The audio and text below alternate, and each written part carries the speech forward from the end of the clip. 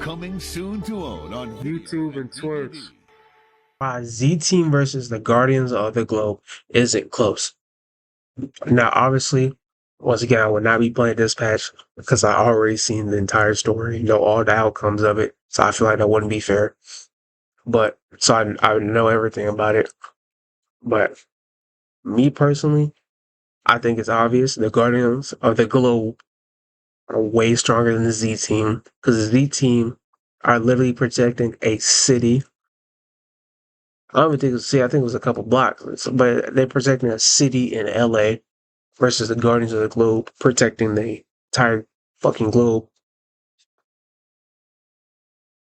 This And also in Guardians of the Globe, it was this stated, it was like specifically stated that Omni-Man was killing some of the strongest in the world on that planet. Dispatch is one of the biggest games of the year, and it follows us as well, a dispatcher, as we're put in charge of this ragtag group of superpowered individuals. They're former villains, and we basically have to rehabilitate them, and we have to even fight greater threats. So yeah, it's a pretty cool game. But one topic that I've seen floating around is how he compares to another dispatcher and his subsequent team being Cecil and his Guardians of the Globe. So why not put them in a fight and see which team is actually superior? As a lot of people are claiming that the Guardians are trash and a whole bunch of bums, and that Cecil would do LeBron James level numbers if he just had the roster presented in. Oh yeah, Cecil 100%. But then again, Cecil would have found a way to turn Shroud into a fucking tech company working with them niggas. Dispatch. So is this actually true? Let's find out. As we're going to be putting Team Z up against the Guardians of the Globe. And hey, if that sounds interesting to you, then be sure to subscribe to the channel. We're on the road to 110,000 subscribers by the end of the year. And it's a goal that I think at this Shout point out we to bro. should be able to realistically reach. And if you're still on the fence, we post tons of content, whether it's the multiple shorts that are on the channel throughout the week, or the long format video that we drop every Friday, 3 p.m. Eastern Standard Time that you're watching right now.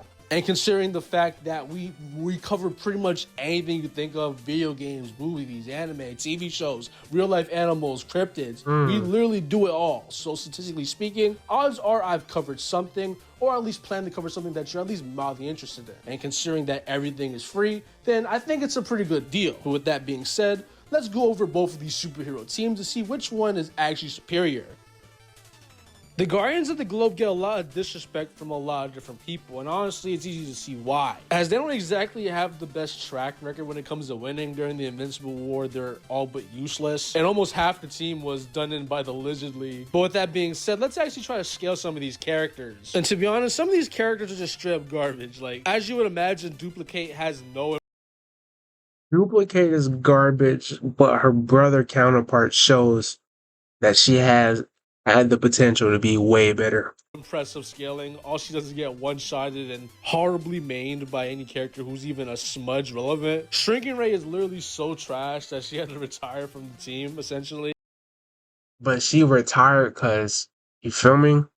And honestly, the the less said about Shapesmith, the better.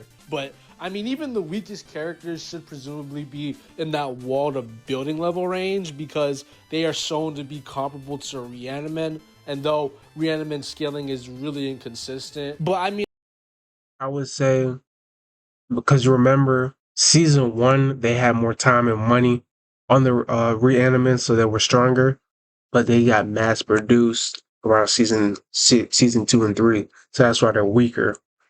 I don't really want to scale these Reanimen showing to the showing in season 1 in which they were able to do an Omni-Man, because Cecil likely had these guys unbloodlusted when he had that scuffle with the Guardian. So yeah, I don't think it's really a fair comparison. But yeah, the 3 garbage characters are probably like wall to small build level, nothing too crazy. From here, we've got a jump in power as we've got Rexplode via his explosions, which get into those buildings, even multi-city block level ranges, using some instances from the comics. And from here, some of you guys might be thinking, how do we scale the blast that killed the evil variant of Invincible from the Invincible War? And unfortunately, this guy is featless. We have no real way to scale him. him, right? He could be a building level fodder variant for all we know. So unfortunately, he's probably just vaguely above multi-city block with his final blast. From here, we've got Monster Girl, whose best feat unironically is surviving a beating from Battle Beast. I don't want to scale But that's a great feat though. Like Battle Beast generally puts belt to ass. this anywhere crazy, but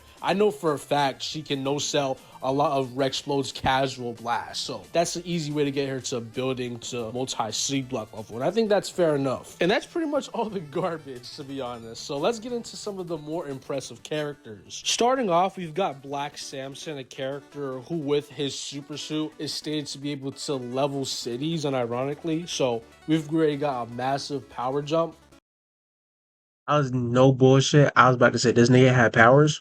I never seen this nigga use no powers. As we already have potential city level characters that compose the Guardians of the Globe. And from here, we've got even stronger characters such as Robot, who with at least his laser-based attacks, he can harm characters that are shown capable of pressing a Season 1 Invincible. He even did the most damage against Battle Beast, arguably, here in this showing right here. So he should upscale very casual mountain level showings performed by Mark. So yeah, we've got a mountain level character. And from here, we've got the two strongest characters that compose the Guardians of the Globe, being Bulletproof as well as the Immortal. I'd say that the Immortal is probably the strongest as we get into his feats later. Obviously, the Immortal is a tough ass nigga. He just ran into more tough ass niggas. We're not even more tough. He just really just ran into Viltrumites. There's literally nothing else was putting belt to ass I was about to say invincible. I forgot this nigga's name. We just said it. Immortal. Nothing else was putting belt to ass to Immortal besides Viltrumites. And not even like generic Viltrumites. Some of the strongest Viltrumites.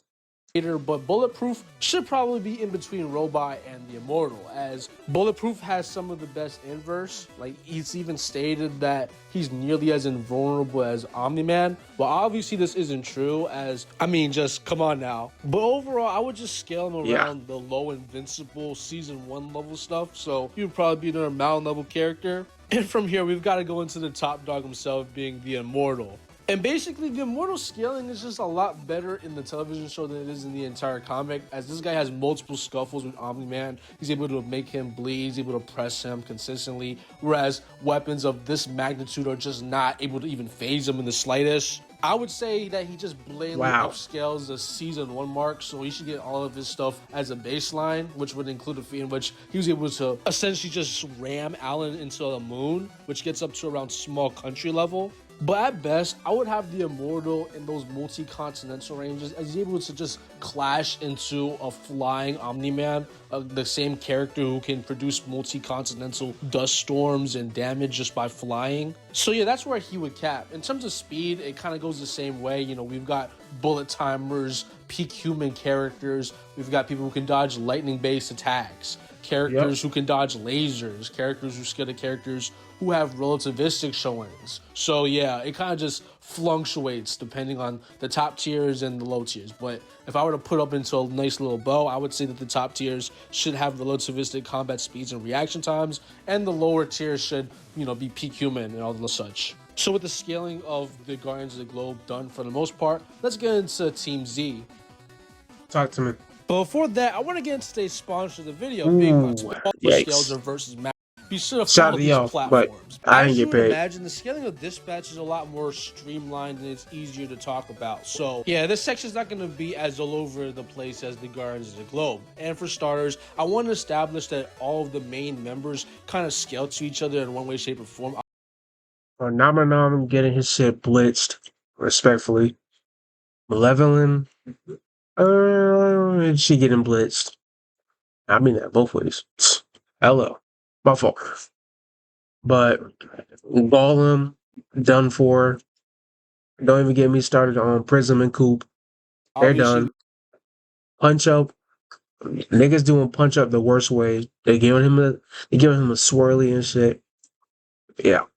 Niggas are doing We this have team some dirt. exceptions with Invisigal and Waterboy being like the most prominent examples. But outside of those two, every other character shows relativity via scaling to Shroud's mech at the end of the game. They're able to burn the mech, cut the mech, just pierce into its core and all the such. All the main characters can endure blows from it. They're pretty much a more complete team. And we also know throughout the games, as well as via the comics, these characters scale to each other. So yeah, relativity seems to be consistent with this group of characters. Obviously, there's exceptions, but you know. But starting with casual feats, Mecha Man Suit is able to create small building level indentations onto the ground. This level of power is also pretty consistent with the fact that Shroud's mech at the end of the game has tons of small building to even building level showcases. And we already talked about how they scale to that thing. But honestly, the best way to really scale these characters is to talk about Mecha Man Suit, as that thing can endure a small town level explosion point blank and walk away I didn't know unscathed. that. You know, obviously the machine was broken in the sense that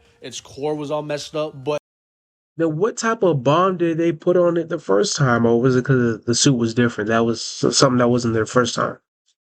Because when Invisigo put that bomb on his suit, it was like a baby ass stick of dynamite.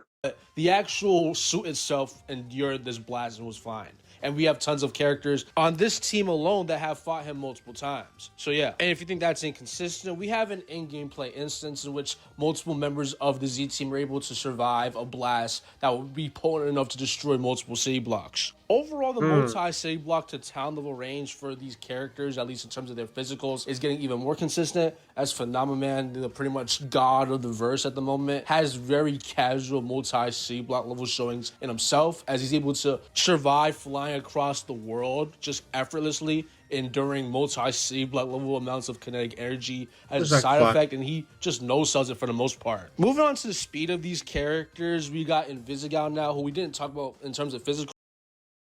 Oh, and then niggas dead didn't include Red Rush. I just forgot about that. And we adding all of them. Speaking of speed, Red Rush is taking over all of that.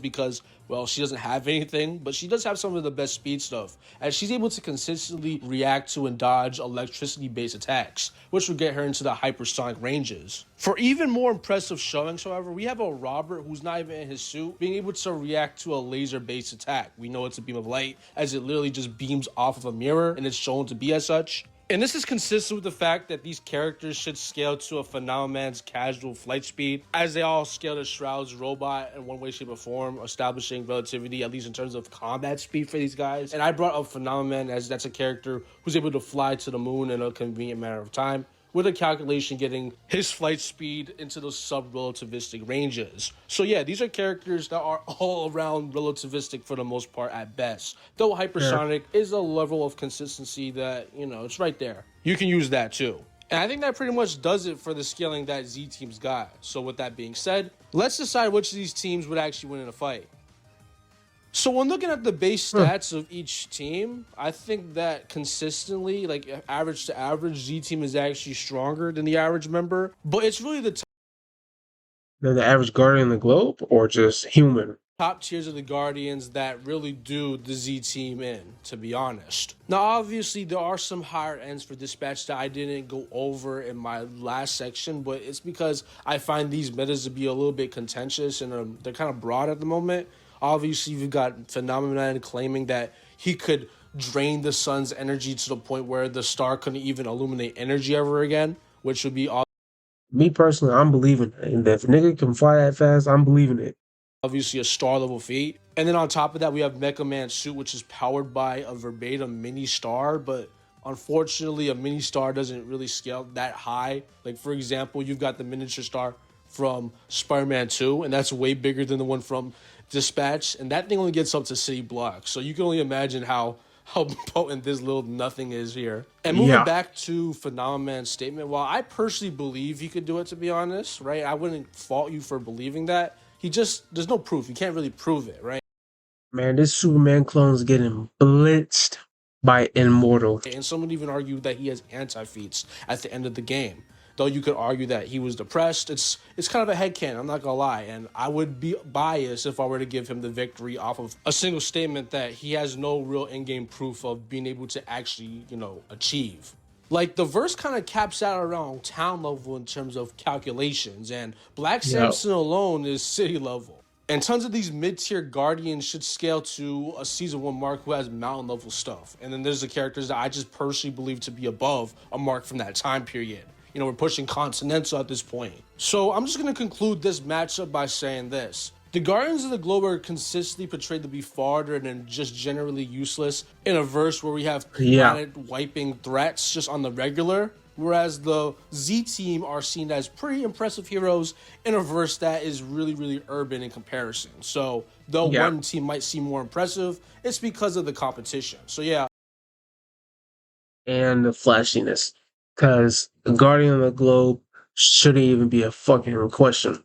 Unfortunately for all my Dispatch fans, I'm going to have to give this win to the Guardians of the Globe. But hey, if you really believe that Phenomenon statement, light work. That's a way that they could be the invincible characters, if you truly believe it. Maybe he souls the entire verse. But that was why Z Team versus Guardian of the Globe isn't close.